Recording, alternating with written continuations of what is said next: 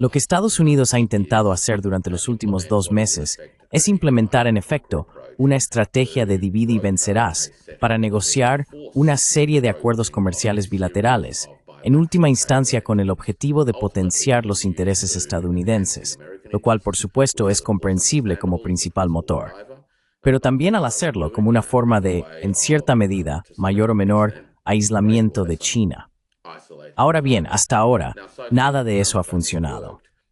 Así que la transición de los estados del Golfo consiste en acumular todo lo que puedan desde el punto de vista tecnológico que les ayude a avanzar en sus objetivos estratégicos, que es sentar las bases para un mundo post-petrodólar.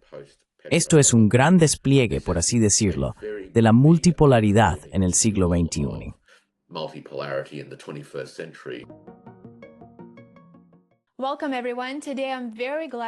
Bienvenidos a todos.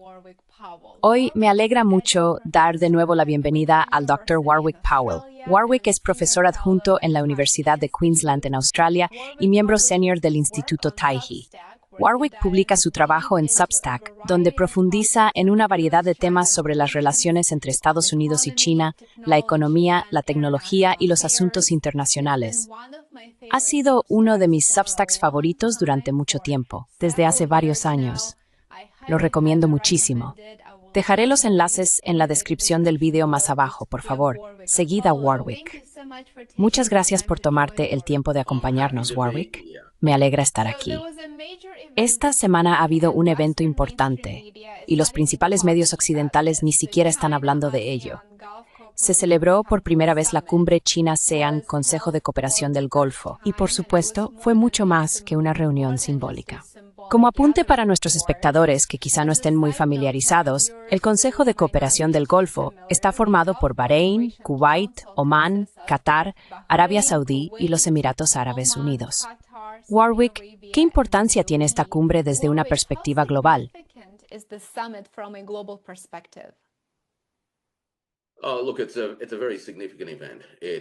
Mira, es un acontecimiento muy significativo.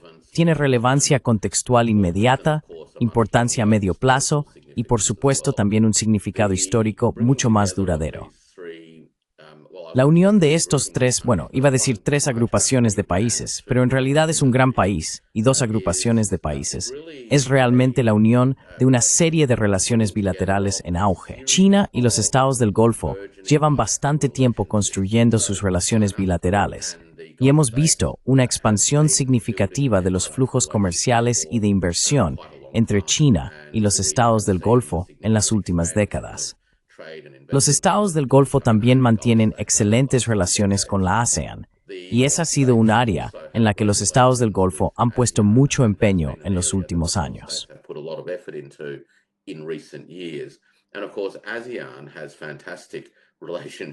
Y por supuesto, la ASEAN mantiene relaciones fantásticas con China, especialmente en el ámbito económico, donde China y la ASEAN son los mayores socios comerciales entre sí. Y China está convirtiéndose cada vez más en un participante destacado en la inversión dentro de las economías de la ASEAN.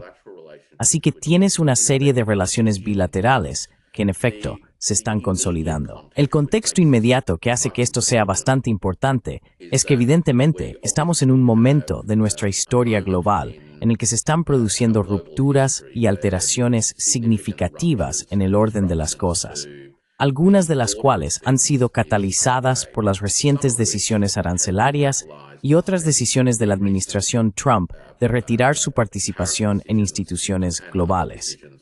Así que eso es solo a corto plazo, y podemos profundizar en ello en un momento.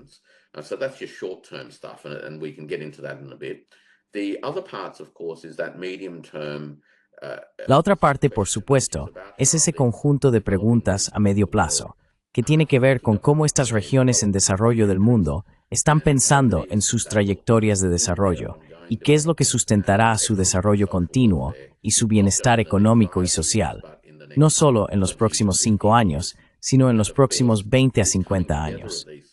Y por supuesto, esta convergencia de estas 3 regiones, en muchos sentidos, se basa en una historia que se remonta a casi 1500 años, cuando China, el sudeste asiático y la región persa o de Oriente Medio en sentido amplio estaban profundamente conectadas a través de rutas comerciales marítimas y continentales. El intercambio social y de conocimientos fue increíble durante las dinastías Tang y Song. Así que, en cierto modo, se podría decir que esto es otro capítulo de lo que una vez fue la Ruta de la Seda.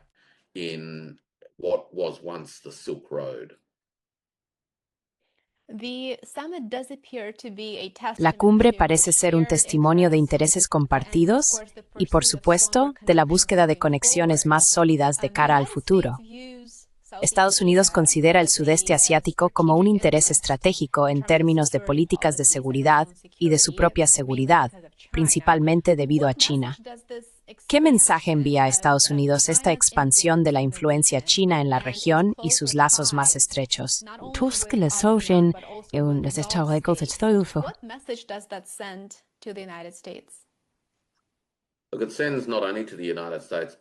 Envía un mensaje no solo a Estados Unidos, sino también a otros en el mundo, de que es posible que los países defiendan sus propios intereses y se relacionen entre sí como naciones independientes y soberanas, así como grupos de naciones. También demuestra el poder de la coordinación y la colaboración. Lo que Estados Unidos ha intentado hacer a lo largo de los últimos 2 meses es implementar lo que en efecto es una estrategia de divide y vencerás para negociar o forzar la negociación de una serie de acuerdos comerciales bilaterales, en última instancia, con el objetivo de potenciar los intereses estadounidenses, lo cual es comprensible como principal motor, pero también, al hacerlo, como una forma de, en mayor o menor medida, aislar a China.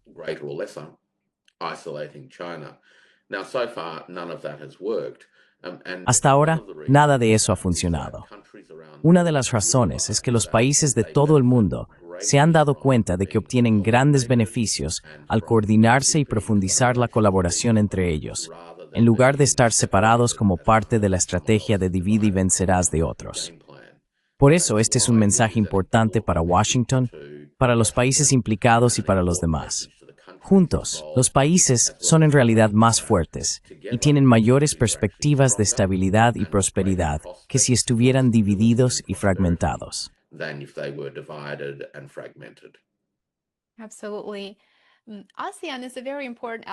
Absolutamente. La ASEAN es un actor muy importante en la región. Y según tengo entendido, el bloque busca mantener la neutralidad, o históricamente ese ha sido su objetivo. Cree que dado el fraccionamiento en el comercio, la extrema volatilidad como resultado de los aranceles y tantas otras cosas, y esta creciente pérdida de confianza en Estados Unidos, como ese ancla de estabilidad económica global que solía ser, la ASEAN podría ahora sentirse obligada a tomar partido, o que eventualmente se verá obligada a hacerlo.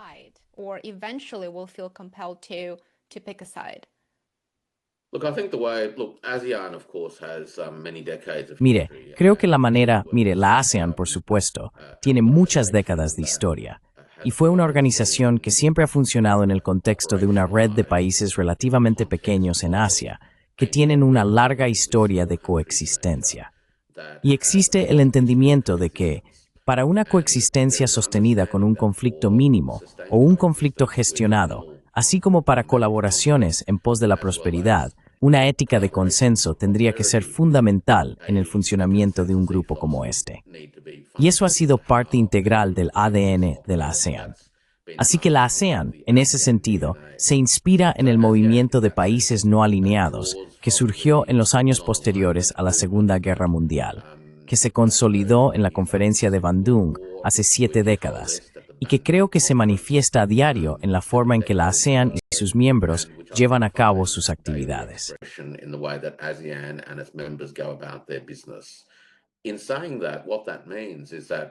Dicho esto, lo que significa es que la idea de tomar partido no es realmente la forma en que la ASEAN concibe el mundo. La idea de que esto es una carrera entre dos potencias, por así decirlo, es una perspectiva que proviene de Washington, pero no es necesariamente una a la que los países de Asia se adhieran. Y eso se debe a que creen que ese enfoque, en primer lugar, reduce su propia capacidad de acción dentro de la configuración de los asuntos globales, pero también porque no comprende lo que realmente está ocurriendo. El mundo, en la visión de muchas personas en Asia, no es una competición, por así decirlo, entre Estados Unidos y China. En realidad, se trata de una evolución, en un sentido sistémico, de un sistema que ha estado dominado por una potencia hegemónica significativa a un sistema en el que ninguna potencia, por grande que sea, puede dominar a las demás.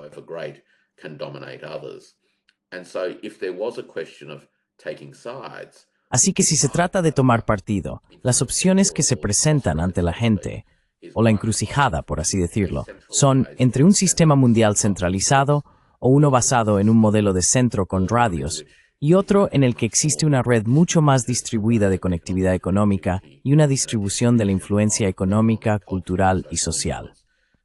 Por eso creo que la ASEAN, como grupo y como expresión o encarnación de una ética, realmente ve la oportunidad aquí, no como una cuestión de elegir entre China y Estados Unidos, sino como una contribución a la creación de un mundo multipolar estable de cara al futuro.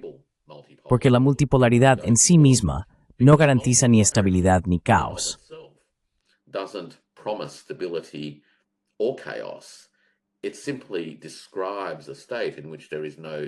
Simplemente describe un estado en el que no existe un solo hegemón capaz de imponer su voluntad.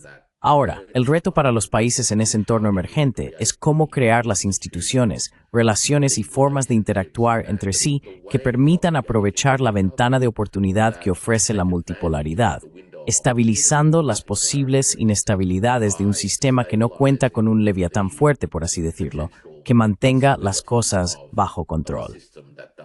Así que tiendo a pensar que el planteamiento de esta cuestión como una carrera a dos entre China y Estados Unidos es mucho más una idea de Washington que una idea que adopte cualquier otra parte del mundo.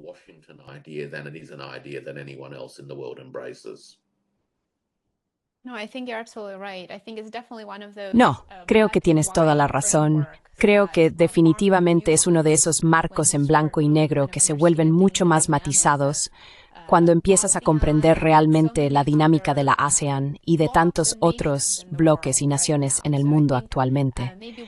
Así que creo que quizá podamos pasar a hablar de los estados del Golfo.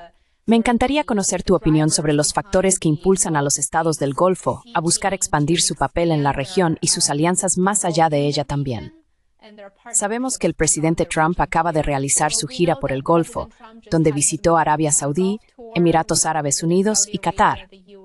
Volvió con miles de millones de dólares en acuerdos, principalmente de armas. Y ahora, 2 semanas después, vemos que los estados del Golfo buscan lazos más estrechos con China, algo que llevan haciendo desde hace tiempo, pero creo que la cumbre es como la guinda del pastel. Así que estoy seguro de que a Trump probablemente no le haya hecho mucha gracia este desarrollo en particular. ¿Qué buscan Arabia Saudí, Emiratos Árabes Unidos y Qatar?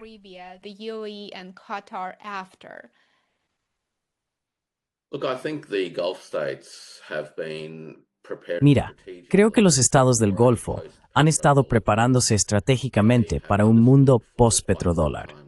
Han comprendido desde hace ya bastante tiempo que los cimientos de su reciente riqueza económica, el petróleo, no van a desempeñar un papel significativo dentro de 20 o 50 años. Y si quieren mantener su calidad de vida y su bienestar económico y social, es fundamental que empiecen a establecer los pilares que les permitan, en cierto modo, superar o trascender las limitaciones de este modelo económico en particular. Así que lo que este modelo ha permitido a los estados del Golfo durante las últimas 3 o 4 décadas es acumular dólares estadounidenses, por supuesto, y reciclar esos dólares en valores estadounidenses, obligaciones financieras y también, por supuesto, en la compra de tecnologías y otros bienes de Estados Unidos.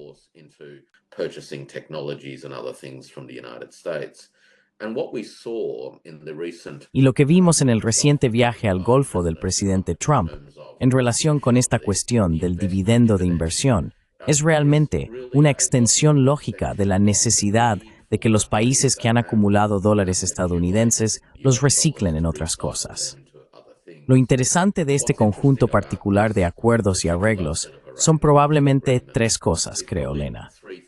Una es que muchos de ellos son memorandos de entendimiento bastante abiertos, por lo que no son realmente contratos vinculantes en algunas áreas. La segunda cosa que me parece interesante es que la mayoría, De hecho, estos son acuerdos orientados al futuro, que realmente abordan lo que estos países pretenden hacer con las futuras ganancias en dólares estadounidenses, porque ciertamente no disponen hoy de esas reservas de liquidez para poder cumplir con los tipos de obligaciones que han indicado que están dispuestos a asumir.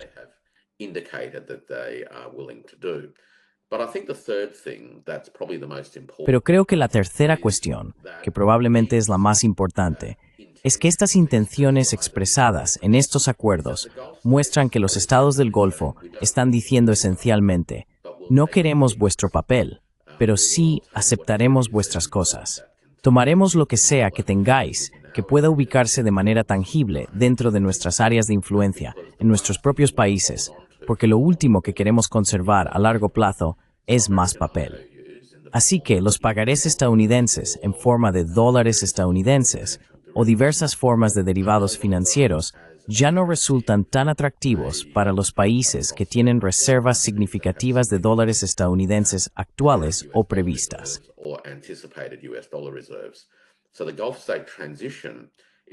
Así que la transición de los estados del Golfo consiste en acumular todo lo que puedan desde el punto de vista tecnológico que les ayude a avanzar en sus objetivos estratégicos, que es sentar las bases para un mundo post-petrodólar. Y eso es lo que creo que realmente está ocurriendo en este momento. Así que sí, los estados del Golfo, si tienen reservas significativas en dólares estadounidenses, necesitarán reciclarlas y tomarán todo lo que puedan que pueda ubicarse en los estados del Golfo.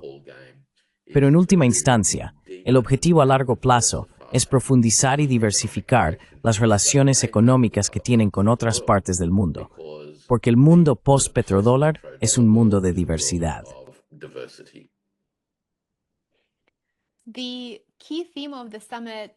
El tema clave de la cumbre fue la cooperación trilateral, como acabas de mencionar, en comercio e inversiones.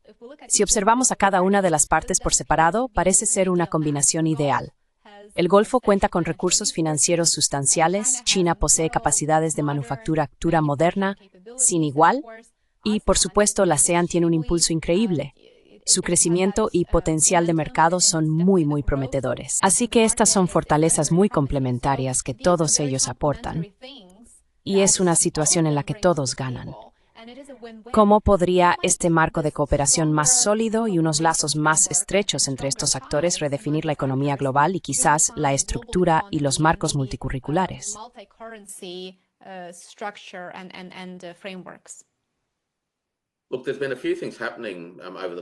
Mira, han ocurrido algunas cosas en los últimos años que, en mi opinión, encajan precisamente con lo que estás planteando aquí.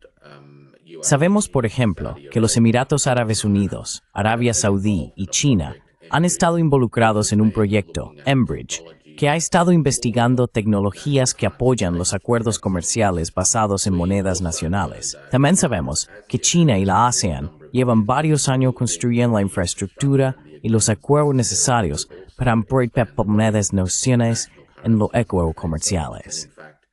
De hecho, arbitrados a esta cumbre, el Banco Popular de China y el Banco Central de Indonesia firmaron un memorando de entendimiento para acordar avanzar con mayor rapidez y determinación en el uso de monedas nacionales para los acuerdos comerciales entre Indonesia y China.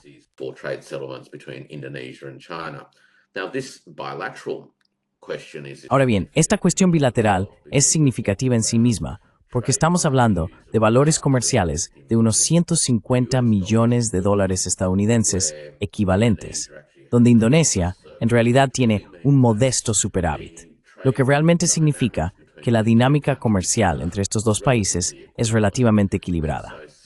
Por lo tanto, liquidar el comercio en monedas nacionales es comparativamente fácil de hacer sin crear ningún problema sistémico o estructural en la balanza de pagos. Así que ahora tenemos varios factores que confluyen, entre ellos una capa tecnológica. Y no olvidemos que algunas de estas naciones también son miembros de los BRICS. Indonesia es miembro pleno de los BRICS. China, por supuesto, es miembro fundador. Los Emiratos Árabes Unidos están en los BRICS. Arabia Saudí, creo que es justo decir que es suficientemente afín a los BRICS, aunque su estatus formal parece ser algo que la gente debate un poco. seems to be something that people debate a little bit about. Malaysia, of course, is a BRICS. Malasia, por supuesto, es un país observador o socio de los BRICS. Vietnam también lo es. Tailandia también. Así que podemos ver cómo se está conformando un conjunto de instituciones multinivel que buscan promover una mayor apertura no solo en los flujos comerciales, sino también en la inversión y el movimiento de personas. También cabe señalar que tras esta cumbre, China anunció la incorporación del resto de los estados del Golfo que no formaban parte de su programa de exención de visado, por lo que ahora pueden viajar a China sin necesidad de visado. Así, estas redes institucionales multinivel pretenden facilitar un flujo más sencillo de valor económico y que este valor económico se denomine y liquide en las monedas nacionales de los países participantes. No cabe tú. Except your growth de Warren acelerar la capacidad internacional para desempeñar un papel más destacado en la movilidad comercial en el foro.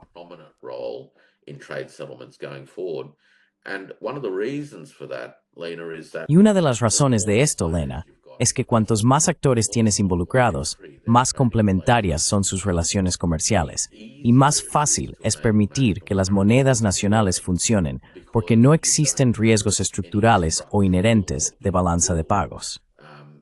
Los países literalmente disponen de suficientes monedas contraparte para poder liquidar sus intercambios. Los problemas de balanza de pagos surgen cuando un país acumula mucha moneda de otro país y, por supuesto, el otro país no tiene suficientes monedas contraparte para liquidar los intercambios. Entonces surgen algunos desafíos.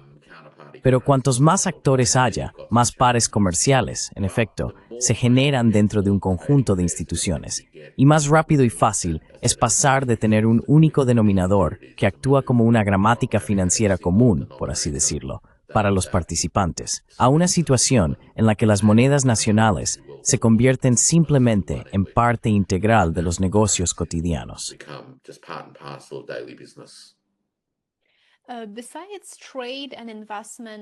Además de los incentivos comerciales y de inversión, que claramente fueron el foco de la cumbre esta semana, ¿hay algún otro alineamiento político entre estos partidos que creas que los está acercando y realmente está impulsando este proceso de acercamiento y desarrollo de vínculos más fuertes?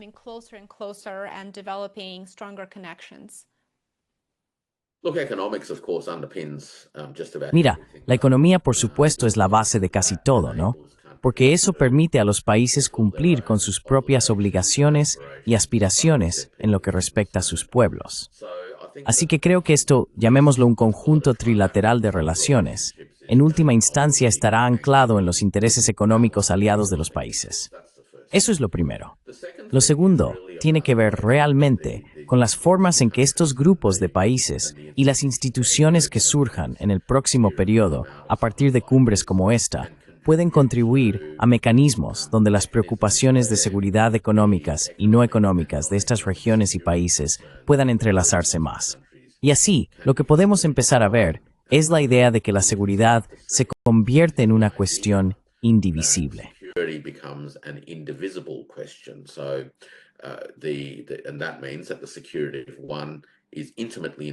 Y eso significa que la seguridad de uno está íntimamente entrelazada con la seguridad de los demás, y que la seguridad de uno no puede lograrse a expensas de la seguridad de otros. Si miras un mapa y piensas históricamente, puedes empezar a ver cómo la ASEAN, es decir, el sudeste asiático, llegando hasta Indonesia, en muchos aspectos es la parte más sureste de la gran masa continental euroasiática. Por supuesto, China y Rusia ocupan las partes dominantes del continente, pero en el noreste de esa masa continental euroasiática se encuentran Siberia y la península de Corea. Luego, en la parte suroeste de esta enorme masa continental está, por supuesto, Oriente Medio o las regiones de los estados del Golfo. Y, por supuesto, la parte noroeste es, en efecto, Rusia central y occidental, esa parte noroeste de la masa continental euroasiática.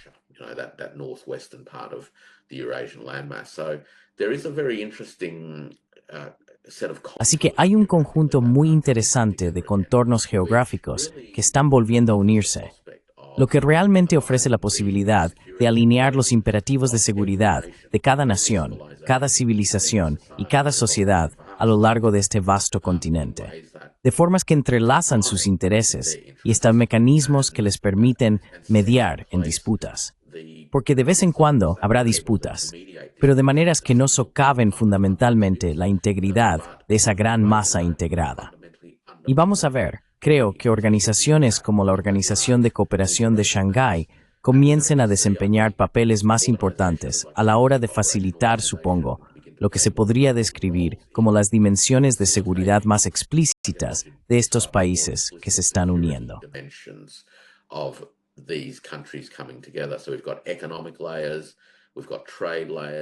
Así que tenemos capas económicas, capas comerciales, capas de inversión, capas tecnológicas, capas financieras y capas de seguridad, que abordarán cuestiones como el terrorismo, el riesgo de desestabilización por fuerzas externas y, en última instancia, por supuesto, la capacidad de proporcionar seguridad colectiva a cada una de las naciones participantes. Así que esto es un gran despliegue, por así decirlo, de la multipolaridad en el siglo XXI.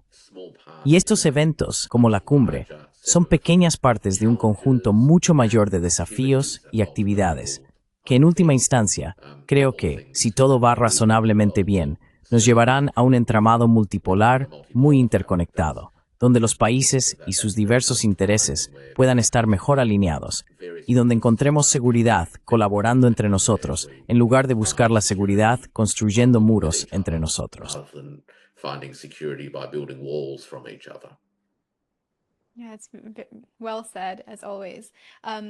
Eso está muy bien dicho, como siempre. Hay otra observación interesante que mientras hablabas me hizo pensar en la diferencia de enfoque no solo en la forma de hacer negocios, sino también en cómo se aplican diversas políticas a nivel internacional. Por ejemplo, vemos a China construyendo puentes. Literalmente y, por supuesto, en sentido figurado. China está ideando formas de crear estos puentes entre países. Incluso actúa como mediador entre Irán y Arabia Saudí hace años. Eso fue un logro increíble para estabilizar la región, por supuesto, en la medida de lo posible.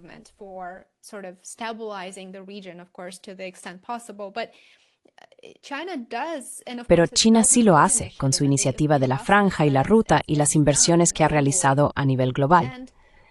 En el otro extremo de ese espectro, vemos la política exterior de Estados Unidos diciendo, queremos Groenlandia, queremos Canadá, y haciendo otras declaraciones que resultan bastante desestabilizadoras y destructivas, y que realmente no facilitan ninguna iniciativa de construcción de la paz. ¿Podría comentar sobre la diferencia de enfoques y los resultados que se derivan de ello?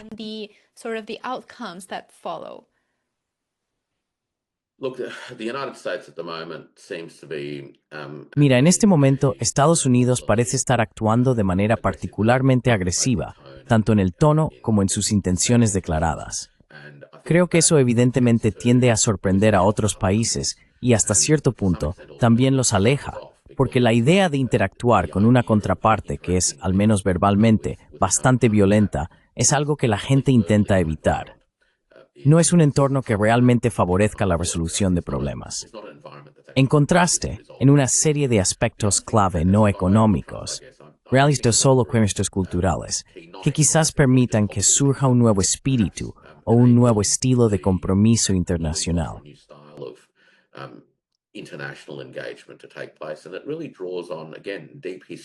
Y realmente se basa, una vez más, en historias profundas.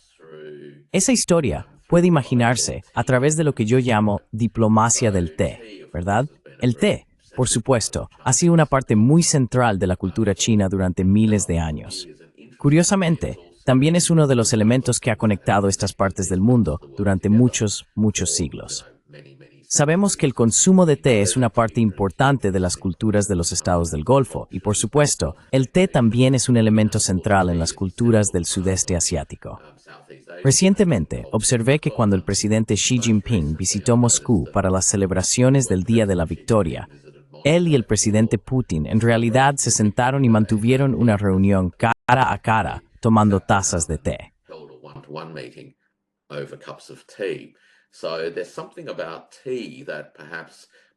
Así que hay algo en el té que quizás nos proporciona una gramática cultural e histórica común que aporta cierto tono a las formas en que las partes interactúan entre sí.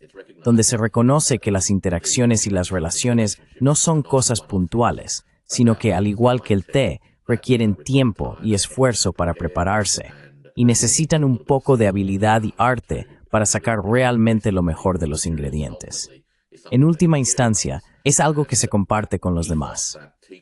Ese espíritu que la cultura del té aporta a la manera en que estos países pueden interactuar entre sí, de forma tranquila, paciente y con un tono que creo que es mucho más apropiado para países que buscan alinear intereses y realmente hacer realidad las aspiraciones comunes de paz y prosperidad. The common aspirations for peace and prosperity. You don't achieve peace and prosperity by No se logra la paz y la prosperidad montando rabietas. Solo se puede alcanzar la paz y la prosperidad creando un entorno propicio para ello. Y quizá podamos reflexionar sobre esto a través de las prácticas de la cultura del té. Así que, aunque es un enfoque un poco peculiar para esta cuestión, creo que hay algo que podemos... Bueno, creo que it's estilo, it's that espíritu, de este por en amishmun, en Swedish social, de té es sociedad en diferente. lives of all of these quite different societies. Absolutamente. Y quizá la última pregunta está relacionada con el reciente anuncio de China. Está ampliando su política de exención de visado a 47 países, incluidos los ciudadanos del Consejo de Cooperación del Golfo. Esto parece ser una oportunidad increíble para utilizar el poder blando y centrarse realmente en las conexiones humanas, como acaba de mencionar, para ayudar a impulsar objetivos y cambios políticos mucho más amplios. ¿Qué importancia diría que tiene este anuncio para la expansión de los lazos de China en el Golfo? Well, I think it's an important announcement, and China, of course, has been unfolding. Bueno, creo que es un anuncio importante. Y China, por supuesto, ha estado desarrollando este programa de acuerdos de exención de visado, ahora como dices, para más de 40 países. Y lleva haciéndolo varios años. A medida que ha facilitado las visitas para la gente, el número de visitantes también ha aumentado. Así que sin duda hay una curiosidad en todo el mundo respecto a China. Creo que también es importante porque en realidad dice algo sobre un enfoque y una forma de pensar que reconoce que las relaciones no son abstractas. Una cosa es tener tratados abstractos y obligaciones cuasi legales, pero las conexiones que realmente se forjan al ver, interactuar, escuchar y hacer cosas con otras personas están, cualitativamente hablando, en otro nivel completamente diferente. Qualitatively speaking, at another level altogether, and being able to just seeing is believing in many ways. Y poder simplemente ver, y ver es creer en muchos sentidos, ayuda a la gente a darse cuenta de que los demás, sean cuales sean sus diferencias. Y eso es lo que lo hace interesante, por supuesto. También comparten aspiraciones y preocupaciones profundas. Estas son cosas que pueden unir a las personas de maneras que quizás los niveles de pensamiento abstracto no pueden. Así que abrir, facilitar y fomentar más intercambios entre personas es realmente importante. Quiero decir, ¿cómo vamos a construir un mundo multipolar estable y pacífico si no existe la capacidad de un diálogo entre civilizaciones que permita reconocer lo que tenemos en común y al mismo tiempo preservar las diferencias? Y ese es el verdadero reto. Las interacciones entre personas, creo, son fundamentales para lograrlo. People-to-people interactions, I think, is central to achieving that. Warwick, muchísimas gracias por acompañarnos hoy y por una conversación tan interesante. Para nuestros espectadores, recomiendo encarecidamente seguir a Warwick en X, antes conocido como Twitter, y en Substack, donde comparte a diario análisis y reflexiones sobre la actualidad. Soy un gran admirador. Warwick, muchísimas gracias por estar con nosotros. Siempre es un placer. Es un placer volver a estar en el programa y espero que puedas descansar un poco. Rest. Gracias.